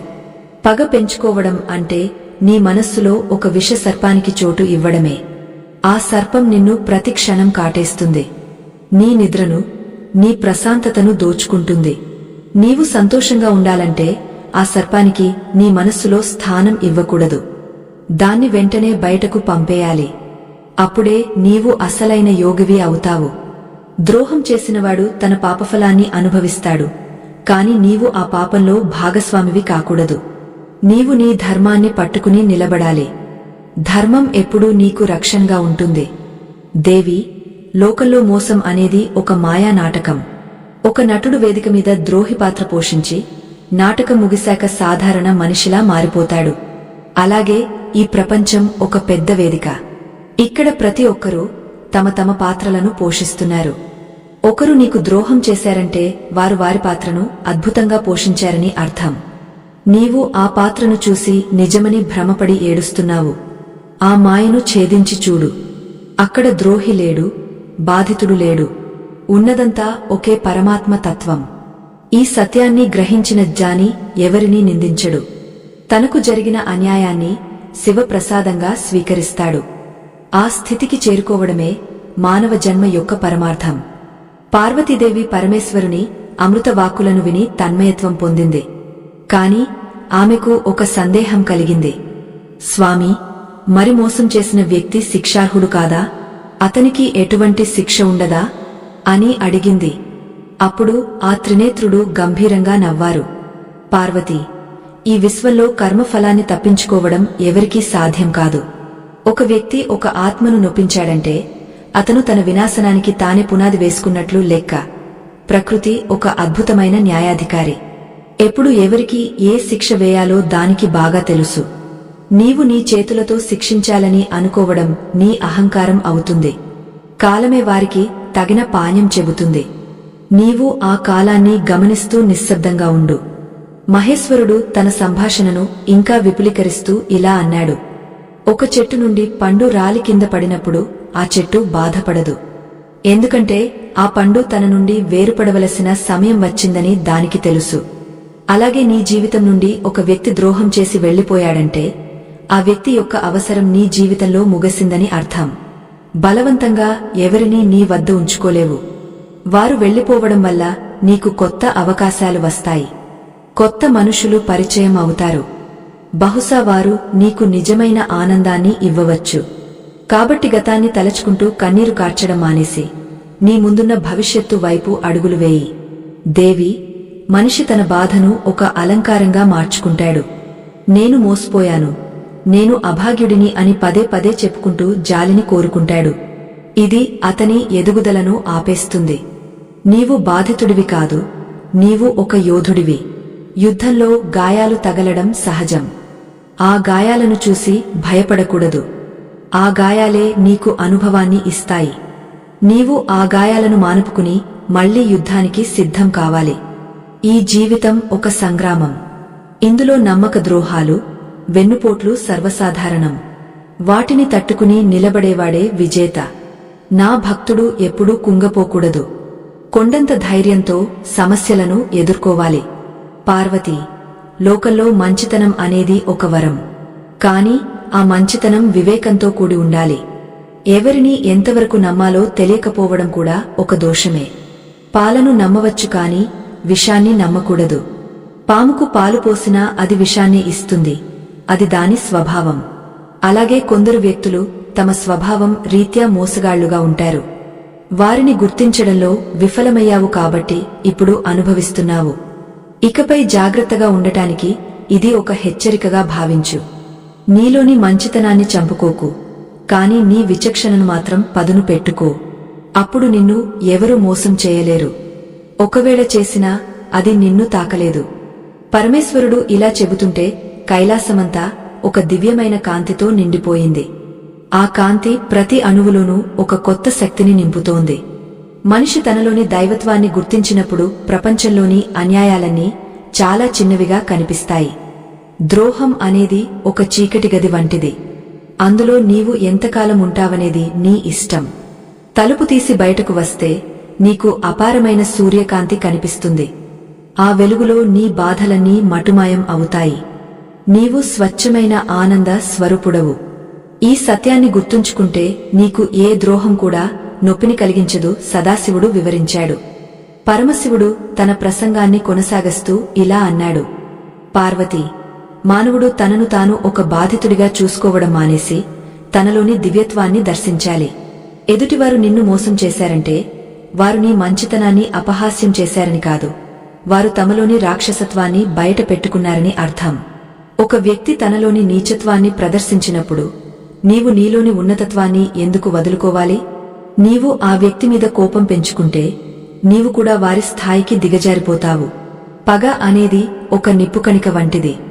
దాన్ని పట్టుకుని వేరొకరి మీద విసరాలని చూస్తే ముందు కాలేది నీ చేతే. ఈ నిజాన్ని గ్రహించిన వారు ఎప్పుడూ ప్రతీకారం కోసం ఆరాటపడరు. కైలాస పర్వతం మీద అప్పుడే మెల్లగా కురుస్తున్న మంచు కురిసి ఆగపోయింది. ఆ ప్రశాంత వాతావరణంలో మహాదేవుడు పార్వతీదేవికి ఒక రహస్యాన్ని వివరించాడు. దేవి, మనిషికి ద్రోహం ఎదురైనప్పుడు కలిగే ఆవేదనలో ఒక అద్భుతమైన అవకాశం దాగ ఉంది. అది నిర్వేదం. ఈ ప్రపంచం మిథ్య అని, ఇక్కడ ఎవరూ ఎవరికి శాశ్వతం కాదని అర్థమైనప్పుడు కలిగే ఆ వైరాగ్యమే మనిషిని జ్ఞానోదయం వైపు నడిపిస్తుంది. ఎవరైతే నిన్ను అత్యంత ఘోరంగా మోసం చేశారో వారి నీకు అత్యంత గొప్ప జ్ఞానాన్ని ప్రసాదించినట్లు లెక్క. వారు నీ జీవితంలోకి రాకపోతే నీవు ఇంకా ఆ మాయా బంధాల్లోనే చిక్కుకుని ఉండేదానివి. వారు నిన్ను ఆ బంధం నుండి బలవంతంగా విముక్తుడిని చేశారు. జగన్మాత పార్వతీదేవి తన గంభీరమైన కళ్లతో స్వామిని చూస్తూ ఇలా అడిగింది, దేవా, మరి ఒక మనిషి మరొకరిని నమ్మకుండా ఎలా బతకగలడు? సమాజంలో జీవించాలంటే పరస్పర నమ్మకం అవసరం కదా? ప్రతి ఒక్కరిని అనుమానంతో చూడటం సాధ్యమేనా అని ప్రశ్నించింది. అప్పుడు ఆ త్రినేత్రుడు మందహాసం చేస్తూ, పార్వతీ, నమ్మకం అనేది అవసరమే కాని అది అంధవిశ్వాసం కాకూడదు. ఎవరినైనా నమ్మే ముందు వారి ప్రవర్తనను, వారి గతాన్ని, వారి గుణాన్ని పరిశీలించాలి. విచక్షణ లేని నమ్మకం ఎప్పుడూ ప్రమాదకరమే. అయితే ఒకసారి మోసపోయిన తర్వాత ప్రపంచాన్ని నమ్మడం మానేయడం కూడా సరికాదు. నీవు చేయవలసిన పని ఒక్కటే, నీ నమ్మకాన్ని మానవుల మీద కాకుండా దైవం మీద ఉంచు. దేవి, మానవుల మీద ఉంచే నమ్మకం ఎప్పుడైనా విచ్ఛిన్నం కావచ్చు. ఎందుకంటే మనుషులు కాలక్రమేణా మారిపోతుంటారు. వారి పరిస్థితులు, వారి అవసరాలు వారిని మార్చేస్తాయి. కాని ఆ పరమాత్మ ఎప్పుడూ ఒక్కలాగే ఉంటాడు. సృష్టిలో ప్రతి అణువులోనూ కొలువై ఉన్న ఆ దివ్యశక్తిని నమ్ముకుంటే నీవు ఎప్పుడూ మోసపోవు. నీవు ఒక వ్యక్తిని ప్రేమిస్తున్నావంటే ఆ వ్యక్తిలోని దైవాన్ని ప్రేమించు. అప్పుడు ఆ వ్యక్తి నిన్ను విడిచి వెళ్లినా ఆ దైవం నీతోనే ఉంటాడు. బంధాల వెనుక ఉన్న స్వార్థాన్ని గుర్తించి వాటిని కేవలం కర్తవ్యాలుగా మాత్రమే నిర్వహించాలి. ఆ కర్తవ్య నిర్వహణలో నీవు నీ సర్వస్వాన్ని ధారపోసినా ఫలితంపై మాత్రం ఆశ పెట్టుకోకూడదు. పార్వతీ, లోకంలో ద్రోహానికి గురైన వారు తమ పట్ల తాము జాలి చూపించుకుంటూ కాలం గడుపుతారు. ఇది వారిని మరింత బలహీనులను చేస్తుంది. ద్రోహం జరిగినప్పుడు మనిషి తనను తాను పునర్నిర్మించుకోవాలి. తన బలహీనతలు ఏమిటో గుర్తించాలి. ఎవరినైతే నీవు నీ సర్వస్వం అనుకున్నావో వారు లేకుండా కూడా నీవు బతకగలవు అని నిరూపించుకోవాలి. ఆ నిరూపణే నీవు వారికి ఇచ్చే అసలైన సమాధానం. నీవు సంతోషంగా ఉండటం కంటే పెద్ద ప్రతీకారం ఈ ప్రపంచంలో మరొకటి లేదు. నిన్ను మోసం చేసిన వారు నీవు కన్నీరు పెట్టాలని ఆశిస్తారు, నీవు కుంగపోవాలని కోరుకుంటారు. కాని నీవు చిరునవ్వుతో ఉంటే వారి అహంకారం ఒక్కసారిగా పటాపంచలు అవుతుంది. శంకరుడు తన డమరుకాన్ని మెల్లగా మ్రోగించాడు. ఆ నాదం విశ్వం అంతా ప్రతిధ్వనించింది. దేవి, మనిషి తన మనస్సును ఒక అద్దంలా ఉంచుకోవాలి. అద్దం తన ముందుకు వచ్చిన ప్రతి వస్తువును ప్రతిబింబిస్తుంది, కాని అది ఆ వస్తువుతో బంధాన్ని ఏర్పరుచుకోదు. ఆ వస్తువు వెళ్లిపోగానే అద్దం మళ్లీ స్వచ్ఛంగా మారుతుంది. అలాగే నీ జీవితంలోకి వచ్చే మనుషులు, వారు చేసే మోసాలు నీ మనస్సు మీద ఎటువంటి మచ్చలను మిగల్చకూడదు. జరిగిన విషయాన్ని ఒక పీడకలలా మర్చిపోయి వర్తమానంలో జీవించాలి. గతం అనేది ఒక శ్మశానం వంటిది. అక్కడ కేవలం జ్ఞాపకాలు అనే బూడిద మాత్రమే ఉంటుంది. ఆ బూడిదను పూసుకుని తిరగడం వల్ల ప్రయోజనం లేదు. పార్వతీ, మోసం చేసిన వారి గురించి నిరంతరం ఆలోచించడం అంటే నీ శక్తిని వారికి ధారపోయడమే. నీవు వారిని ఎంతగా నిందిస్తావో అంతగా వారిని నీ ఆత్మలో బంధించి ఉంచుకుంటావు. వారి నుండి విముక్తి పొందాలంటే వారిని విస్మరించాలి. విస్మృతి అనేది క్షమ కంటే గొప్పది. ఎవరైతే నీ శాంతిని దోచుకున్నారో వారికి నీ ఆలోచనల్లో కూడా చోటు ఇవ్వకూడదు. నీవు నీ ఆత్మారాముడివి కావాలి. నీ సుఖం నీ లోపలే ఉంది. బయటి వ్యక్తులు ఇచ్చే గౌరవ మర్యాదలు కేవలం గాలి బుడగలు వంటివి. అవి ఎప్పుడు పేలిపోతాయో ఎవరికీ తెలియదు. కాబట్టి నీ ఆనందం కోసం ఎవరి ముందో చేతులు చాపవద్దు. మహేశ్వరుడు తన ఉపదేశాన్ని కొనసాగస్తూ ఇలా అన్నాడు. ఒక చిన్న కథ చెబుతాను విను. ఒక అడవిలో ఒక ముని తపస్సు చేసుకుంటున్నాడు. ఒక వేటగాడు వచ్చి ఆ మునిని ఎంతో హింసించాడు. మునిని బంధించి అతని ఆశ్రమాన్ని ధ్వంసం చేశాడు. ఆ ముని ఏమాత్రం చలించలేదు. కనీసం ఆ వేటగాడిని కోపంతో కూడా చూడలేదు. కొంతకాలం తర్వాత ఆ వేటగాడికి తన తప్పు తెలిసింది. అతను వచ్చి ముని పాదాల మీద పడి క్షమించమని వేడుకున్నాడు. అప్పుడు ఆ ముని ఏమన్నాడో తెలుసా? నీవు నన్ను ఎప్పుడు హింసించావు? ఆ విషయం నాకు గుర్తులేదు అన్నాడు. అంటే ఆ ముని తన మనస్సులో ఆ గాయాన్ని అస్సలు భద్రపరుచుకోలేదు. అదే అసలైన యోగ లక్షణం. దేవి, మానవుడు కూడా ఆ ముని వలె ఉండాలి. ద్రోహం జరిగినప్పుడు కలిగే ఆ గాయం కేవలం శరీరానికి లేదా మనస్కే తప్ప ఆత్మకు కాదు. ఆత్మ నిత్యం శుద్ధంగా ఉంటుంది. నీవు నీ ఆత్మస్వరూపాన్ని గుర్తిస్తే ఈ లోకంలోని మోసాలని ఒక ఆటలా కనిపిస్తాయి. ఒక చిన్న పిల్లవాడు ఆడుకునే ఆటలో ఓడిపోతే ఏడుస్తాడు, కాని పెద్దవాడు ఆటను కేవలం వినోదంలా చూస్తాడు. అలాగే జానీ ఈ సంసార నాటకాన్ని కేవలం ఒక వినోదంలా చూస్తాడు. ఇందులో వచ్చే గెలుపు ఓటములు, నమ్మకాలు ద్రోహాలు అన్నీ నాటకంలోని భాగాలు మాత్రమే. ఈ సత్యాన్ని గ్రహించిన నాడు మనిషికి దున్హకం అనే మాటే ఉండదు. పార్వతీదేవి మనస్సులో ఒక నూతన ఉత్తేజం కలిగింది. స్వామి, మోసం చేసిన వారి పట్ల అసహ్యం కలగడం సహజం కదా, ఆ అసహ్యాన్ని ఎలా జయించాలి అని అడిగింది. అప్పుడు సదాశివుడు ఇలా అన్నాడు, పార్వతీ, అసహ్యం కూడా ఒక రకమైన బంధమే. నీవు ఎవరినైనా అసహించుకుంటున్నావు అంటే నీవు ఇంకా వారి ప్రభావంలోనే ఉన్నావు అని అర్థం. వారి పట్ల కరుణను ప్రదర్శించు. పాపం, వారు తమ అజ్ఞానం వల్ల ఒక గొప్ప బంధాన్ని కోల్పోయారు. వారు తమ ఆత్మకు అన్యాయం చేసుకున్నారు అని వారిమీద జాలిపడు. ఎప్పుడైతే నీలో కరుణ కలుగుతుందో అప్పుడు అసహ్యం మాయమవుతుంది. ఆ కరుణే నిన్ను ఒక మహోన్నతమైన వ్యక్తిగా తీర్చిదిద్దుతుంది. పరమేశ్వరుడు తన దరహాసాన్ని మరింత పెంచి ఇలా అన్నాడు, పార్వతీ, మానవుడు తన జీవితంలో అనుభవించే ప్రతి వేదనకు ఒక అంతిమ పరిష్కారముంది. అది తనను తాను తెలుసుకోవడం. ఎవరైతే తన ఆత్మను దర్శిస్తారో వారికి ఈ లోకంలోని మోసాలు, ద్రోహాలు కేవలం నీటిమీద రాతల వంటివిగా అనిపిస్తాయి. నీటిమీద మనం ఏది రాసినా అది క్షణంలో చెరిగిపోతుంది కదా, అలాగే జాని మనస్సు మీద కూడా ఈ లోకపు బాధలు ఎంతో కాలం నిలవవు. ఈ స్థితిని పొందినవాడు ఎప్పుడూ కలత చెందడు. నమ్మినవాళ్లు మోసం చేసినప్పుడు మనస్సులో కలిగే ఆ కల్లోలాన్ని శాంతింపజేయడానికి భక్తి ఒక్కటే మార్గం. కైలాస పర్వతం మీద పారిజాత పుష్పాల పరిమళం వెదజల్లుతోంది. నందీశ్వరుడు, ఇతర ప్రమథ గణాలు శివుడి వాక్కులను పరవశంతో వింటున్నారు. శివుడు కొనసాగస్తూ, దేవి, మనిషి తన బాధను ఇతరులకు చెప్పుకోవడం వల్ల తాత్కాలిక ఉపశమనం లభిస్తుందని భ్రమపడతాడు. కాని నిజానికి ఆ బాధను పదే పదే తలచుకోవడం వల్ల అది మరింత బలపడుతుంది. గాయాన్ని మాటిమాటికి గీకడం వల్ల అది పుండుగా మారుతుంది తప్ప తగ్గదు. అలాగే ద్రోహాన్ని పదే పదే తలచుకోవడం వల్ల మనస్సు వికలమవుతుంది. ఆ సమయంలో మనిషి మౌనాన్ని ఆశ్రయించాలి. మౌనం అంటే కేవలం మాట్లాడకుండా ఉండటం కాదు, ఆలోచనలను నియంత్రించడం.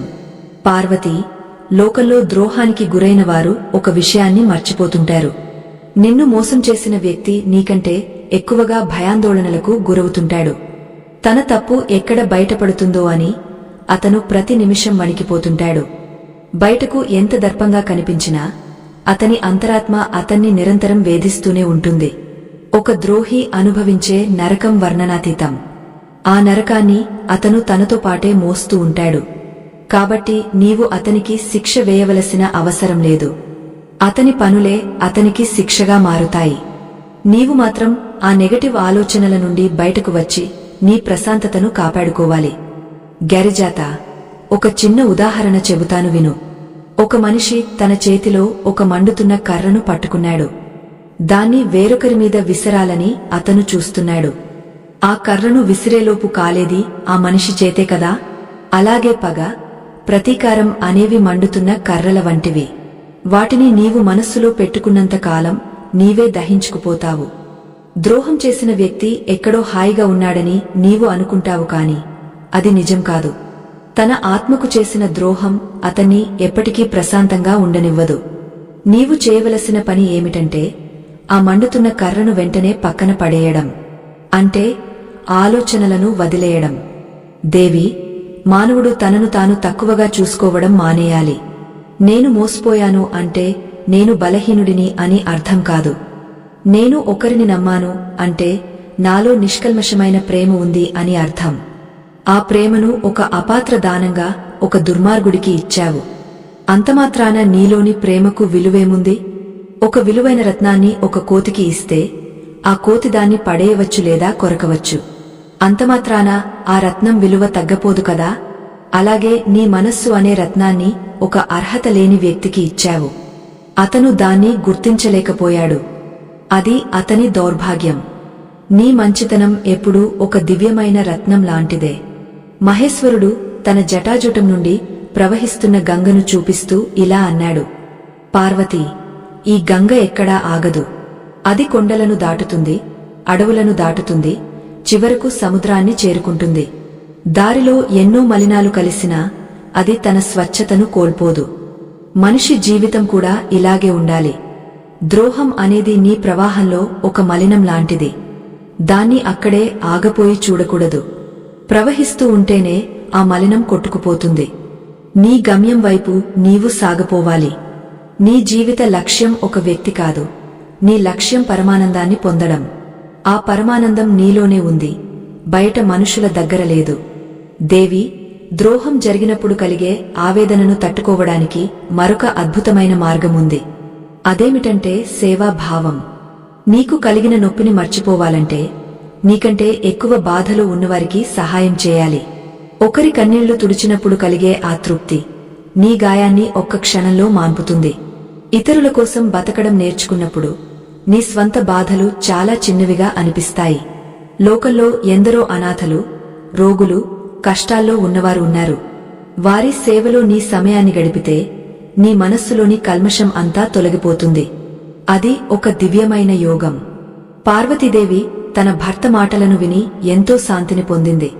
కాని ఆమెకు ఒక వింతైన ఆలోచన కలిగింది. స్వామి, మరి మనిషి మళ్లీ ఎవరినీ నమ్మలేడు కదా? అతనిలో ఒక భయం ఉండిపోతుంది. ఆ భయాన్ని ఎలా తొలగించాలి అని అడిగింది. అప్పుడు ఆ సర్వేశ్వరుడు ఇలా వివరించాడు. పార్వతీ, భయం అనేది అజ్ఞానం వల్ల కలుగుతుంది. చీకటిలో తాడును చూసి పాము అని భయపడటం ఎలాగో, ఒక వ్యక్తి ద్రోహం చేస్తే అందరూ అలాగే ఉంటారని భయపడటం కూడా అలాగే. ఆ తాడు మీద వెలుగు పడగానే భయం పోతుంది. ఆ వెలుగే జ్ఞానం. ప్రపంచంలో అందరూ చెడ్డవారు కాదు, అలాగే అందరూ మంచివారు కాదు. దేవి, విచక్షణ అనేది ఒక కవచం లాంటిది. ద్రోహం జరిగిన తర్వాత నీవు ఆ కవచాన్ని ధరించడం నేర్చుకుంటావు. ఇది నీకు జరిగిన ఒక మేలు. భవిష్యత్తులో నీవు ఎవరిని నమ్మాలో, ఎంతవరకు నమ్మాలో నీకు ఇప్పుడు బాగా తెలుసు. అనుభవమే అన్నిటికంటే పెద్ద గురువు. ఆ గురువు నీకు నేర్పిన పాఠాన్ని గుర్తుంచుకో, కాని ఆ పాణ్యం వల్ల కలిగిన నొప్పిని మాత్రం మోయకు. ఒకసారి ముళ్ళు గుచ్చుకుందని నడక ఆపేస్తావా? లేదు కదా. ముళ్ళు ఉన్నచోట జాగ్రత్తగా నడవడం నేర్చుకుంటావు. జీవితం కూడా అంతే. అడ్డంకులు ఎదురవుతాయి, ద్రోహులు తారసపడతారు. కాని నీవు మాత్రం నీ నడకను ఆపకూడదు. పార్వతీ, మోసం చేసిన వారు ఒక గొలుసులో బంధించబడి ఉంటారు. అది కర్మ అనే గొలుసు. ఆ గొలుసు వారిని ఎప్పటికీ వదలదు. వారు అనుభవించే శిక్ష కంటికి కనిపించకపోవచ్చు కాని అది వారి ఆత్మను దహిస్తుంది. నీవు మాత్రం ఆ గొలుసు నుండి విముక్తుడివి అయ్యావు. ద్రోహం జరిగిన క్షణమే ఆ వ్యక్తితో నీకున్న సంబంధం తెగిపోయింది. అంటే నీవు ఒక బంధనం నుండి బయటపడ్డావు. ఆ స్వేచ్ఛను అనుభవించు. నన్ను స్మరించు. ఓం నమఃశివాయ అనే మంత్రాన్ని జపించు. ఆ మంత్రంలో ఉన్న తరంగాలు నీ మనస్సులోని ప్రతి నెగటివ్ ఎనర్జీని నాశనం చేస్తాయి. నీవు మళ్లీ ఒక కొత్త శక్తితో మేల్కొంటావు. మహేశ్వరుడు తన ఉపదేశాన్ని గంభీరంగా ముగిస్తూ ఇలా అన్నాడు. పార్వతీ, నమ్మినవాళ్లు మోసం చేస్తే శివుడు ఏం చేయమన్నాడు అని లోకం అడిగితే చెప్పు. శివుడు వారిని క్షమించి వదిలేయమన్నాడు. ఎందుకంటే క్షమ అనేది భగవంతుని లక్షణం. నీలో ఉన్న ఆ దైవత్వాన్ని మేల్కొలుపు. నిన్ను మోసం చేసిన వారి స్థాయికి నీవు దిగజారకు. నీవు కొండంత ఎత్తుకు ఎదగాలి. ఆ ఎత్తు నుండి చూస్తే కింద ఉన్న చిన్న చిన్న గొడవలు, ద్రోహాలు నీకు కనిపించవు. నీవు కేవలం అనంతమైన ఆకాశాన్ని మాత్రమే చూస్తావు. అదే ఆత్మజ్ఞాన స్థితి. ఆ స్థితిలో ఉన్నవాడిని ఏ ద్రోహం ఏమీ చేయలేదు. పరమశివుడు తన ప్రసంగాన్ని కొనసాగిస్తూ ఇలా అన్నాడు. పార్వతీ, మానవుడు తన జీవితంలో అనుభవించే ప్రతి వేదనకు ఒక గంభీరమైన అంతరార్థం ఉంటుంది. ముఖ్యంగా నమ్మినవాళ్లు ద్రోహం చేసినప్పుడు ఆ వ్యక్తి సర్వస్వం కోల్పోయినట్లు భావిస్తాడు. కాని అక్కడే అసలైన 3 రహస్యాలు దాగ ఉన్నాయి. ఇవి తెలిసినవాడు ఈ ప్రపంచంలో దేనికి చలించడు. మొదటి రహస్యమేమిటంటే, ఈ ద్రోహం నీకు జరిగిన అన్యాయం కాదు, అది నీ ఆత్మకు ప్రకృతి ఇస్తున్న ఒక హెచ్చరిక. నీవు ఒక మాయాలోకంలో అసత్యమైన బంధాల మధ్య చిక్కుకున్నావని, వాటి నుండి బయటకు రావాలని దైవం నీకు ఇచ్చిన సంకేతమది. ఆ ద్రోహమే లేకపోతే నీవు ఎప్పటికీ అబద్ధపు లోకంలోనే ఉండిపోయేవాడివి. కాబట్టి ఆ ద్రోహాన్ని ఒక విముక్తిగా భావించాలి. హిమగిరి శిఖరాలపైన నక్షత్రాల కాంతి వెదజల్లబడుతోంది. చంద్రుడి వెలుగు మంచుపైన పడి పాల సముద్రాన్ని తలపిస్తోంది. ఆ ప్రశాంత సమయంలో శివుడు రెండో రహస్యాన్ని వివరించాడు. పార్వతీ, రెండో రహస్యం నిర్లిప్తత. మనిషి ఒక వ్యక్తిని ప్రేమిస్తున్నప్పుడు తనని తాను మర్చిపోతాడు. ఎదుటి వ్యక్తిని తన సుఖానికి కేంద్రబిందువుగా చేసుకుంటాడు. కాని ఎప్పుడైతే ఆ వ్యక్తి ద్రోహం చేస్తాడో అప్పుడు మనిషికి తన ఉనికి ప్రశ్నార్థకంగా మారుతుంది. ఈ స్థితిలో మనిషి గ్రహించవలసింది ఏమిటంటే, నీ ఆనందం నీలోనే ఉంది. ఎదుటివారు నీకు ఆనందాన్ని ఇవ్వలేరు. వారు కేవలం నిమిత్తమాత్రులు మాత్రమే. నీవు నీ లోపల ఉన్న ఆత్మతో అనుసంధానమైనప్పుడు బయట ఎవరు ఉన్నా లేకపోయినా నీవు నిత్యం ఆనందంగానే ఉంటావు. మూడవ రహస్యం అత్యంత శక్తివంతమైనది దేవి. అదే శక్తి పరివర్తన. ద్రోహం జరిగినప్పుడు మనిషిలో అపారమైన కోపం, బాధ, ఆవేదన కలుగుతాయి. ఈ భావోద్వేగాలు ఒక ప్రచండమైన శక్తి వంటివి. సామాన్యులు ఈ శక్తిని ఏడుపు ద్వారా లేదా పగ ద్వారా వృధా చేసుకుంటారు. కాని విజ్ఞాని ఆ శక్తిని తన ఎదుగుదలకు వాడుకుంటాడు. ఆ బాధను ఒక ఇంధనంగా మార్చుకుని తన లక్ష్యాల వైపు వేగంగా దూసుకుపోతాడు. నిన్ను మోసం చేసిన వారు నీ పతనాన్ని కోరుకుంటారు. కాని నీవు ఆ బాధ నుండి పుట్టిన శక్తితో శిఖరాగ్రానికి చేరుకోవాలి. నీ విజయం కంటే గొప్ప ప్రతీకారం మరొకటి ఉండదు. ఈ మూడు రహస్యాలను ఎవరైతే తన జీవితంలో పాటిస్తారో వారికి ద్రోహం అనేది ఒక శాపంలా కాకుండా ఒక వరంగా మారుతుంది. పార్వతీదేవి పరమశివుడి మాటలను శ్రద్ధగా వింటూ, స్వామి, మనిషి తన మనస్సును ఇంత గంభీరంగా ఎలా మార్చుకోగలడు? ఆ నొప్పి అతన్ని ప్రతిక్షణం వేధిస్తూనే ఉంటుంది కదా అని అడిగింది. అప్పుడు సదాశివుడు ఇలా బదులిచ్చారు. పార్వతీ, అభ్యాసం వల్ల ఏదైనా సాధ్యమే. మనిషి తన మనస్సును ఒక తోటమాలి వలె చూసుకోవాలి. తోటలో కలుపు మొక్కలు మొలిచినప్పుడు వాటిని వెంటనే పీకివేస్తాడు కదా, అలాగే మనస్సులో ద్రోహం గురించిన ఆలోచనలు రాగానే వాటిని జ్ఞానం అనే అస్త్రంతో తుంచివేయాలి. గతాన్ని పదే పదే తలచుకోవడం అంటే పాత గాయాన్ని మళ్లీ మళ్లీ రక్తం వచ్చేలా చేసుకోవడమే. ఆ గాయం మానాలంటే దానికి సమయం ఇవ్వాలి. దైవచింతన అనే మందును పూయాలి. దేవి, లోకంలో ద్రోహులు ఎప్పుడూ ఉంటారు. ఎందుకంటే ఈ ప్రపంచం త్రిగుణాల సమ్మేళనం. సత్వ, రజో, తమో గుణాలు ప్రతి మనిషిలోనూ ఉంటాయి.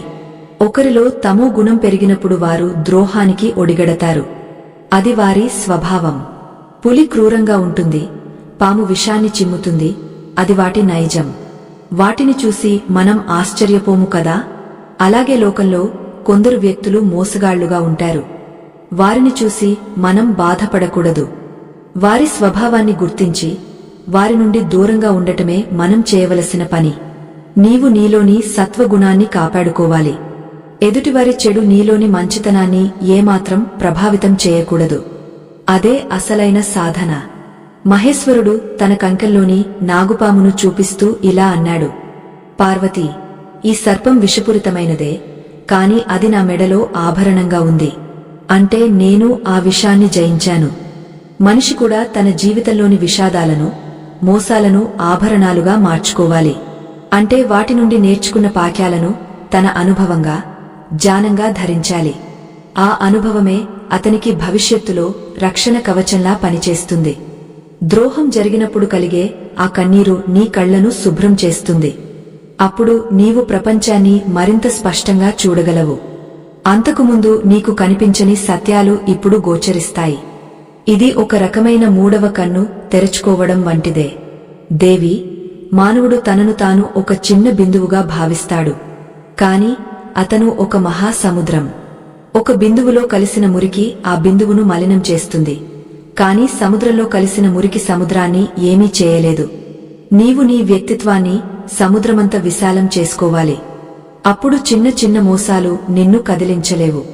నీవు సర్వవ్యాపివైన ఆత్మస్వరూపుడివని గుర్తుంచుకో. నీకు చావు లేదు, నీకు ద్రోహం లేదు. నీవు ఎప్పుడూ స్వతంత్రుడివి. ఈ దేహంతో, ఈ మనస్సుతో ముడిపడి ఉన్నంత కాలమే నీకు ఈ నొప్పులు తెలుస్తాయి. ఎప్పుడైతే నీవు ఆత్మస్థితిలో ఉంటావో అప్పుడు నీకు అంతటా శివమే కనిపిస్తుంది. నీకు ద్రోహం చేసిన వ్యక్తిలో కూడా ఆ పరమాత్మే ఉన్నాడని గ్రహిస్తావు. శివుడు ఇలా చెబుతుంటే పార్వతీదేవి ముఖం ఒక దివ్యమైన తేజస్సుతో వెలిగిపోయింది. స్వామి, మీ ఉపదేశం ఈ లోకంలోని సమస్త బాధితులకు ఒక సంజీవని వంటిది. ఎవరైతే తమ వారి వల్ల ద్రోహానికి గురై దిక్కుతోచని స్థితిలో ఉన్నారో వారికి మీ మాటలు ఒక ధైర్యాన్ని ఇస్తాయి. ద్రోహం అనేది జీవితాంతం కాదు, అది ఒక కొత్త ప్రారంభం అని అర్థమవుతోంది. నమ్మిన వాళ్లు మోసం చేసినప్పుడు కృంగపోకుండా ఆ శివుడే మనల్ని రక్షిస్తున్నాడని భావించడం ఎంతటి గొప్ప విషయమో కదా. మనిషి తనను తాను ప్రేమించుకోవడం, తనమీద తాను నమ్మకముంచుకోవడం అన్నిటికంటే ముఖ్యమని మీరు నిరూపించారు. దేవి, ఒక విషయం గుర్తుంచుకో, ఈ ప్రపంచంలో ఏదీ నీ ప్రమేయం లేకుండా జరగదు. నీవు ఒకరిని అతిగా నమ్మావు అంటే అక్కడ నీ అహంకారం కూడా ఉంది. నేను ప్రేమించేవారు నన్ను ఎప్పటికీ మోసం చేయరు అనే ఒక గర్వం నీలో ఉంది. ప్రకృతి ఆ గర్వాన్ని అణచడానికే ఆ ద్రోహాన్ని నీ ముందుకు తెస్తుంది. అంటే ద్రోహం అనేది నీలోని అహంకారాన్ని చంపే ఒక ఆయుధం. ఎప్పుడైతే అహంకారం నశిస్తుందో అప్పుడే శరణాగతి పుడుతుంది. శరణాగతి ఉన్నచోటే భక్తి ఉంటుంది. భక్తి ఉన్నచోటే నేను ఉంటాను. కాబట్టి మోసం జరిగినప్పుడు బాధపడటం మానేసి నా వైపు అడుగులు వేయడం ప్రారంభించు. నేను నిన్ను హృదయానికి హత్తుకుంటాను. మహేశ్వరుడు తన ప్రసంగాన్ని కొనసాగిస్తూ, పార్వతీ, ఇప్పుడు మనం అత్యంత కీలకమైన విషయానికి వస్తున్నాం. ద్రోహం జరిగిన తర్వాత మనిషి తన జీవితాన్ని ఎలా మలుచుకోవాలి? ఆ నొప్పిని శాశ్వతంగా ఎలా తొలగించుకోవాలి? దీని వెనుక ఉన్న అసలైన సత్యమేమిటి అనే విషయాలను వింటే మనిషి జన్మ ధన్యమవుతుంది. ఈ జ్ఞానం లభించిన తర్వాత అతనికి ఏ కష్టమూ కష్టంగా అనిపించదు. కాలమే అన్నిటికీ సాక్షి. ఆ కాలం తన ఒడిలో దాచుకున్న రహస్యాలను ఇప్పుడు వివరించే సమయం వచ్చింది. ఈ సంభాషణ కేవలం మన ఇద్దరి మధ్య జరుగుతున్నది కాదు, ఇది యుగయుగాల మానవాళికి ఒక మార్గదర్శకం అని శివుడు మందహాసం చేస్తూ అన్నాడు. పరమేశ్వరుడు తన ముఖంపై ఒక దివ్యమైన తేజస్సును వెలిగస్తూ పార్వతీదేవి వైపు చూస్తూ తన చివరి ఉపదేశాన్ని ఇలా ప్రారంభించారు. పార్వతీ, మానవ జన్మలో ప్రతి అనుభవం ఒక మలుపు వంటిది. ఎవరైతే నిన్ను మోసం చేశారో వారు నీ జీవితంలోకి రావడానికి ఒక బలమైన కారణముంది. అది నీ అంతరాత్మను మేల్కొల్పడం. నీవు ఎవరినైతే నీ సర్వస్వమని అనుకున్నావో వారు నిన్ను విడిచి వెళ్లినప్పుడు నీవు పొందే ఆ శూన్యంలోనే అసలైన దైవం కనిపిస్తాడు. ఈ ప్రపంచం ఒక రంగుల కల వంటిది. కల కంటున్నంత సేపు అది నిజమనిపిస్తుంది, కాని మెలకువ రాగానే అది మాయమని తెలుస్తుంది. ద్రోహం అనేది మనిషికి కలిగే ఒక ఆధ్యాత్మిక మెలకువ. ఆత్మీయులారా, ద్రోహం జరిగినప్పుడు కలిగే ఆ బాధను మనిషి ఎలా జయించాలో పరమశివుడు వివరిస్తూ, పార్వతీ, మూడవ మరియు అత్యంత కీలకమైన రహస్యమేమిటంటే సర్వం శివమయం. అంటే ఈ సృష్టిలో జరిగే ప్రతిదీ నా అభీష్టం మేరకే జరుగుతుంది. ఒక వ్యక్తి నిన్ను మోసం చేశాడంటే ఆ మోసం ద్వారా నేను నీకు ఒక ఉన్నతమైన స్థితిని ప్రసాదించాలని అనుకుంటున్నాను. నీవు ఒక చిన్న చెరువులో ఇరుక్కుపోయి ఉంటే నేను నిన్ను సముద్రం వైపు నడిపించడానికి ఆ చెరువును ఎండబెట్టవచ్చు. అలాగే ఒక మనిషి నీకు ద్రోహం చేశాడంటే అది నీవు మరింత ఉన్నతమైన వ్యక్తులను, ఉన్నతమైన ఆశయాలను చేరుకోవడానికి నేను వేసిన బాట. దేవి, లోకంలో మనిషి తనను తాను నిందించుకుంటూ కాలం వృధా చేస్తాడు. నేను ఎందుకు ఇంత మూర్ఖుడిని, నేను ఎందుకు అందరినీ నమ్ముతాను అని తనను తాను తక్కువ చేసుకుంటాడు. కాని వాస్తవానికి నమ్మడం అనేది ఒక దైవీ గుణం, మోసం చేయడం అనేది ఒక రాక్షస గుణం. నీవు దైవీ గుణాన్ని కలిగి ఉన్నందుకు గర్వించాలి కాని దాని గురించి చింతించకూడదు. నీ నమ్మకాన్ని వమ్ము చేసిన వారు తమ సంస్కారాన్ని కోల్పోయారు. నీవు నీ మంచితనాన్ని కోల్పోనంత వరకు నీవు విజేతవే.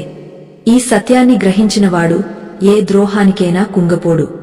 అతను తన ప్రయాణాన్ని మరింత దృఢంగా కొనసాగస్తాడు.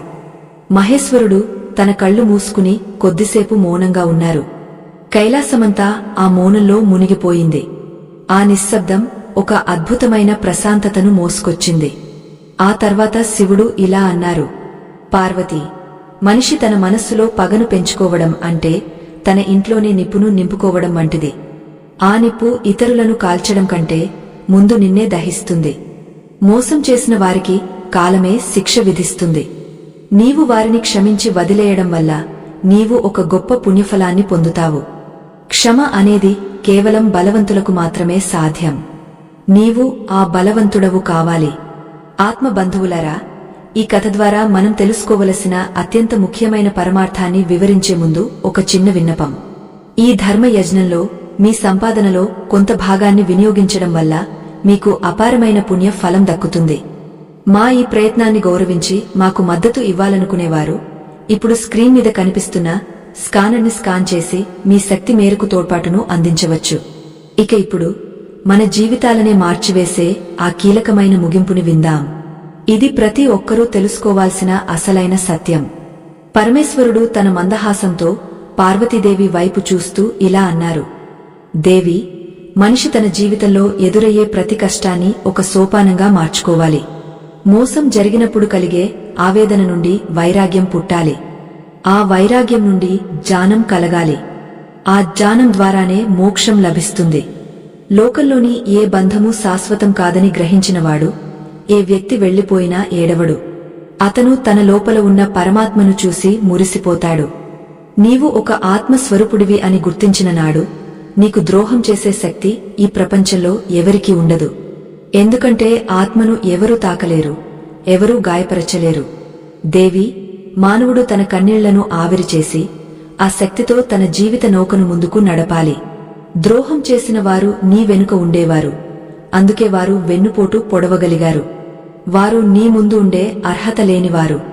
కాబట్టి వారు నీ జీవితం నుండి తొలగిపోయినందుకు సంతోషించు. నీ ప్రయాణం ఇప్పుడు మరింత తేలికైంది. నీవు ఇప్పుడు స్వచ్ఛమైన గాలిని పీల్చుకోవచ్చు. నీవు నీ ఆత్మశక్తిని నమ్ముకుంటే ప్రపంచమే నీ పాదాల చెంత చేరుతుంది. ఏ మనిషి సహాయం కోసం నీవు ఎదురుచూడవలసిన అవసరం లేదు. నీకు తోడుగా నేను ఉన్నాను. ఆ నమ్మకమే నీకు కొండంత అండ. పార్వతీదేవి తన 2 చేతులెత్తి పరమశివుడికి నమస్కరించింది. స్వామి, మీ మాటలు విన్న తర్వాత లోకంలో ఉన్న ప్రతి బాధితుడికి ఒక నూతన జన్మ లభిస్తుంది. మోసం అనేది ఒక అంతం కాదు, అది ఒక దివ్యమైన ఆరంభం అని అర్థమవుతోంది. నమ్మిన వాళ్లు మోసం చేసినప్పుడు కృంగపోకుండా ఆ శివుడి పాదాలను ఆశ్రయిస్తే ఎంతటి దున్హకమైన ఇసుక తిన్నెలా కరిగిపోతుంది. ఈ 3 రహస్యాలు మానవ జాతికి దిక్సూచి వంటివి. మీ కరుణా కటాక్షం ఎల్లప్పుడూ మాపై ఉండాలి అని వేడుకుంది. సదాశివుడు ఆశీర్వచన ముద్రతో ఇలా అన్నారు, పార్వతి, ఏ మానవుడైతే ఈ జ్ఞానాన్ని తన హృదయంలో భద్రపరుచుకుంటాడో అతనికి ఎన్నడూ దున్హకం కలగదు. అతను ప్రతి సన్నివేశాన్ని ఒక సాక్షిగా చూస్తూ ఆనందిస్తాడు. ద్రోహం అతన్ని కుంగదీయదు, ప్రశంసలు అతన్ని పొంగపోయేలా చేయవు. అతను స్థితప్రజ్ఞుడై వెలుగుతాడు. అటువంటి వ్యక్తే నాలో ఐక్యం అవుతాడు. లోకంలో ప్రతి ఒక్కరూ ఈ సత్యాన్ని గ్రహించి తనను తాను తెలుసుకునే దిశగా అడుగులు వేయాలి. బాధలను భరించడం కాదు, వాటిని అధిగమించి పరమానంద స్థితికి చేరుకోవడమే మానవ జీవిత ధర్మం. కైలాస పర్వతం మీద దివ్యమైన శంఖనాదం వినిపించింది. దేవతలందరూ ఆది దంపతులపై పుష్పవృష్టి కురిపించారు.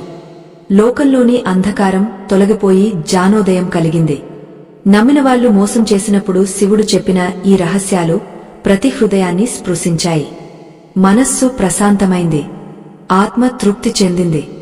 ఈ దివ్యగాథ విన్న ప్రతి ఒక్కరి జీవితంలోనూ ఆ సదాశివుని కృప వల్ల శాంతి, సౌఖ్యం కలుగుతాయి. మోసం అనే చీకటి నుండి జ్ఞానం అనే వెలుగులోకి ప్రయాణం సాగింది. సృష్టిలోని ప్రతి జీవి ఆ పరమాత్మ తత్వాన్ని పొంది ధన్యమవ్వాలి. ఈ కథా ప్రయాణం ఇక్కడితో సంపూర్ణమైనదే. స్వస్తి.